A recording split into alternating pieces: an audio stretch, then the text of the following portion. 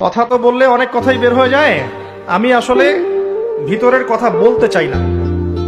আমি ভিতরের কথা বলতে চাই না একটাই কারণে, যদি আমি এমন কোনো কথা বলি যেটা সত্য বটে, কিন্তু এই কথাটা শুনলে সেকুলার এবং নাস্তিকরা ইসলামকে আক্রমণ করার সুযোগ পেয়ে যাবে, এই কথা চিন্তা করে আমি অনেক কথাই বলিনি। ওই আগর গাছ আছে না, পেরেক খেয়েছে, সুগন্ধি ছড়িয়েছে, ওর স্বভাব ধরে রাখার চেষ্টা করছে। আমি অনেক পেরেক খেয়েছি জীবনে, অনেক মাদ্রাসার দ্বার প্রান্তে ঘুরেছি, আমি দাওরা পরীক্ষা দিব, আমাকে সুযোগ দেন, আমাকে সুযোগ দেওয়া হয়নি। আজকে মনের কষ্টে কথাটা বললাম। আপনারা তো প্রশ্ন তুলতে পারেন জেনারেল থেকে এসে এত কিছু বলছে কেন, ইত্যাদি ইত্যাদি। আমি জেনারেল থেকে আকাশ থেকে টপকে পড়িনি। ছোটবেলা থেকে আমার বাবা আমাকে ওস্তাদদের কাছে পড়িয়েছেন, মাঝখানে ট্র্যাক হারিয়েছি, তারপর আবার ফিরে এসেছি, এসে মাদ্রাসার মোটামুটি সবগুলো বই কাভার করেছি। করার পর দাওরা পরীক্ষাটা দেওয়ার জন্য মাদ্রাসার দুয়ারে দুয়ারে ঘুরেছে, আমাকে পরীক্ষা দিতে দেওয়া হয়নি। সর্বশেষ বার যেটা হয়েছে যে আমাকে বলা হয়েছে যে তুমি তো বিতর্কিত মানুষ, তোমাকে নিতে পারছি না। কথা বলার সময় তো অনেক কথা বলেন, আমি কিছু বলি না। আমি যদি বলি শুনতে খারাপ লাগবে, ভালো লাগবে না, আর এই কথাগুলো হজম করার ক্ষমতা থাকবে না আপনাদের। ক্ষুধার্ত এবং আঘাতপ্রাপ্ত বাক্যে আঘাত করবেন না। ক্ষুধার্ত এবং আঘাতপ্রাপ্ত বাক্যে আঘাত করবেন না, তার গর্জন সহ্য করতে পারবেন না। আমাকে একাধিক মাদ্রাসা থেকে এই অজুহাতে টেকনিক্যালি অ্যাভয়েড করা হয়েছে যে তুমি বিতর্কিত, তোমাকে নিলে আমরা আবার কোনো ঝামেলায় পড়ি কিনা। এই যদি হয় একজন কিছু কিছু বড় বড় ক্ষেত্রে সহবতের অবস্থা, তাহলে আমরা কি করব সেটা আমাকে বলে দেন। আমার কথা বাদ দেন, এই যে যত জেনারেল শিক্ষিত ছেলে পেলে উঠে আসছে, লক্ষ লক্ষ জেনারেল শিক্ষিত ছেলে এখন দাড়ি রেখেছে, মাশাআল্লাহ, টাকার উপর কাপড় পরেছে, কোরআন পড়া শিখছে, হাদিস পড়া শিখছে, তাবলীগে সময় দিচ্ছে, আল্লাহর কথা সময় দিচ্ছে।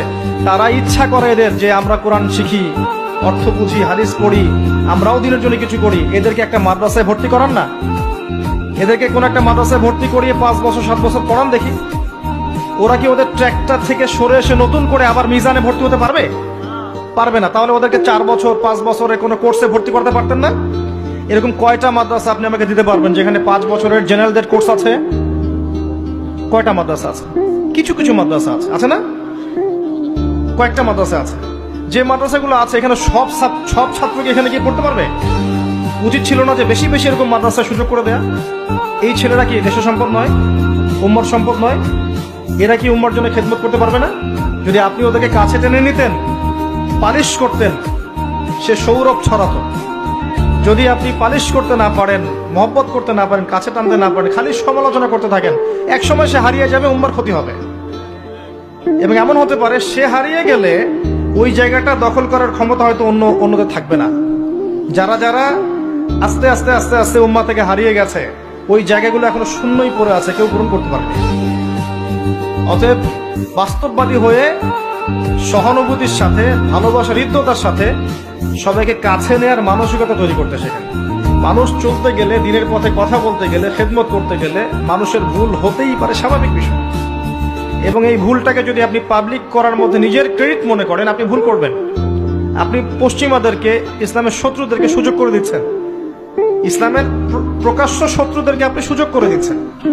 এই সুযোগ কাজে লাগিয়ে তারা ইসলামকে ডমিনেট করতে পারবে, আপনার কোনো উপকার হবে না। একজনের বিপদে আপনি যদি মিষ্টি বিতরণ করেন, কালকে সেই বিপদ আপনার ঘাড়েও আসবে, তখন আপনিও পার পাবেন না। এখানে একটাই ইস্যু, লা ইলাহা ইল্লাল্লাহ। যারা লা ইলাহা ইল্লাল্লাহের আওতায় আছে তাদের সবাইকে ইসলামের দুশমনরা টার্গেট করবে।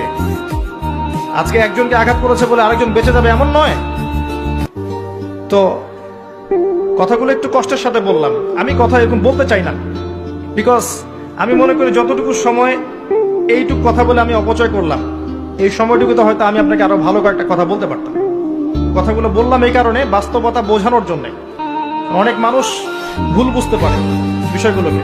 বিষয়গুলো এমন, আমাদের উদারতার প্রয়োজন আছে, আমাদের যুব সমাজ আমাদের সম্পদ, তাদেরকে তৈরি করার প্রয়োজন আছে, তাদেরকে এমন জায়গায় নিয়ে এসে পড়াশোনা করানোর প্রয়োজন আছে যেখানে পড়াশোনা করলে ওরাও মওলানা হতে পারবে। সম্ভব না? সম্ভব, এটা সম্ভব ছিল। এবং এত বিশাল জনগোষ্ঠীকে বাইরে রেখে আপনি একা একা দিনে খেদমত করতে পারবেন না, সম্ভব না। তখন কি হবে? এই ছেলেরা কি হবে? হতাশ হয়ে যাবে। তারা আবার সেই সেকুলার লাইনে দৌড়াবে এবং ইসলামের শত্রুরা ওদের প্রতিভাগুলো কাজে লাগিয়ে ইসলামের বিরুদ্ধে এদের উস্কিয়ে এরকম হবে। আমরা আমাদের ক্ষতি করছি। আমাদের সন্তানদেরকে আমাদেরকে কাছে টানতে হবে, কাছে টেনে ওদেরকে মহব্বতের সাথে বসিয়ে বুঝিয়ে এই উম্মাহ রত্ন করে তৈরি করতে হবে। এই দায়িত্ব মূলত ওলামায়ে কেরামের, এই দায়িত্ব বড় বড় ওলামায়ে কেরামের, তাদের দায়িত্ব এগিয়ে আসা। তখন দেখবেন আমার মতো হাজার হাজার ছেলে উঠে আসছে এবং দিনের খেদমত করছে ইনশাআল্লাহ। আল্লাহ পাক তৌফিক দান করুন বোঝার কথাগুলো। আমি সবার প্রতি শ্রদ্ধা রেখে কথাগুলো বলছি। আমি এদেশের ওলামায়ে কেরামের প্রত্যেককে ভালোবাসি, মহব্বত করি। আমি কারো অন্ধ অনুকরণ করি না, কিন্তু সবার ভালোটুকু আমি খোলা মনে গ্রহণ করার মানসিকতা রাখি। সবার মধ্যে যদি কিছু বিতর্কিত বিষয় থাকে আমি সেগুলো নিয়ে কখনো কথাও বলার রুচি রাখি না। মানে এখন বিতর্কিত বিষয় নিয়ে কথা বলার সময় নয়, এখন মুসলিমদের ঐক্যবদ্ধ করে এগিয়ে যাওয়ার সময়। প্রত্যেক ওলামায়ে কেরামকে শ্রদ্ধা করতে হবে, তাদের বইপত্র পড়তে হবে, তাদের ভালো নসিহত গ্রহণ করতে হবে। এর বাইরে কিছু মানুষ থাকবে যারা ইসলামের ভিতর থেকে ক্ষতি করতে চাইবে, যারা চাইবে ইসলামের গতিটাকে রুদ্ধ করে দেওয়ার জন্য। তারাই দেখবেন বিতর্কিত করার সংস্কৃতি, সমালোচনা করার সংস্কৃতি নিয়ে ব্যস্ত আছে। এই মানুষগুলোকে যদি আপনি এই চেয়ারগুলোতে বসান, দেখবেন 5 মিনিট কথা পর্যন্ত বলতে পারবে না। ওইখানে বসে শুধু 2 লাইন লেখা পর্যন্তই শেষ। মাঠে নেমে কনস্ট্রাকটিভ কাজ করার মতো সাহস রাখে না। খালি ওইখানে বসে লেখা, কমেন্ট করা, এতটুকু করতে পারবে। এগুলো করলে উম্মার কোনো উপকার হয় না, আদতে কোনো উপকার হয় না। আসুন সমালোচনার মানসিকতা ত্যাগ করুন। ভুল ভ্রান্তি মানুষের হলে তাকে কাছে ডেকে সংশোধন করার মানসিকতা রাখুন এবং এমন এমন কিছু প্ল্যাটফর্ম তৈরি করুন যেখানে বাংলাদেশের হাজার হাজার জেনারেল শিক্ষিত ছেলেরা যারা দিনের পথে আসছে তারা যেন পড়াশোনা করে ওলামায়ে কেরামের সোহবত থেকে আগামীতে দিনের খেদমত করার মতো যোগ্য হতে পারে, এরকম প্ল্যাটফর্ম তৈরি করেন। প্ল্যাটফর্ম তৈরি না করেন তাহলে কাজ হবে না, শুধুমাত্র কথা বলে কাজ হবে না। তখন এই ছেলেগুলো ঝরে পড়বে। হ্যাঁ, যারা মাদ্রাসা শিক্ষা ব্যবস্থার সাথে সম্পৃক্ত, তাদের সিলেবাসের মধ্যে যে বিষয়গুলো আছে এগুলোর সাথে যেগুলো ইনক্লুড করলে তারা এখন বিশ্বকে চ্যালেঞ্জ করতে পারবে, এগুলো ইনক্লুড করা উচিত। এটা পরামর্শ ছিল। একটা মানুষের পরামর্শ থাকতে পারে না? মত প্রকাশের স্বাধীনতা নাই? ইনক্লুড করবে কি করবে না সেটা তাদের ব্যাপার। করলে ভালো হতো। কিরকম ভালো হতো? যে সেকুলার নাস্তিক যারা আছে, ইসলামের শত্রু যারা আছে প্রকাশ্য, তারা কখনো আমাদের ওলামায়ে কেরামদেরকে, মাদ্রাসার ব্যাকগ্রাউন্ডের মানুষদেরকে আন্ডার এস্টিমেট করতে পারতো না। তারা দাপটের সাথে মিম্বরে দাঁড়াতো এবং তারা ধর্ম নিয়ে, অর্থনীতি নিয়ে, রাজনীতি নিয়ে, বিশ্বনীতি নিয়ে সবকিছু নিয়ে কথা বলতো এবং জ্ঞানের সাথে, গর্বের সাথে। এটা কি ভালো ছিল না? অবশ্যই ভালো ছিল। একজন আলেম তিনি বিশ্ব পরিচালনা করার নেতৃত্ব যোগ্যতা রাখবেন, এটা হওয়া উচিত। একজন আলেম বিশ্ব পরিচালনা করার যোগ্যতা রাখবেন, এমন যোগ্যতা হওয়া উচিত। শুধুমাত্র ধর্মীয় ক্ষেত্রে নয়, প্রত্যেকটা ক্ষেত্রে তার ভূয়সী অবদান থাকবে, এমনটা হওয়া উচিত। এটা হচ্ছে রিয়েল আলেম, স্কলার। ওমর ইবনুল খাত্তাব রাদিয়াল্লাহু আনহু শুধুমাত্র রাতের বেলা তাহাজ্জুদই পড়তেন না, ওই মসজিদ থেকে তিনি অর্ধবিশ্ব শাসনও করেছেন। আবু বকর সিদ্দিক শুধু একজন আধ্যাত্মিক মানুষই ছিলেন না, বরং তিনি তার ওই মসনদ থেকে ইসলামের অগ্রযাত্রার পথে যে ভূমিকা রেখেছেন এটা ইতিহাসে বিরল।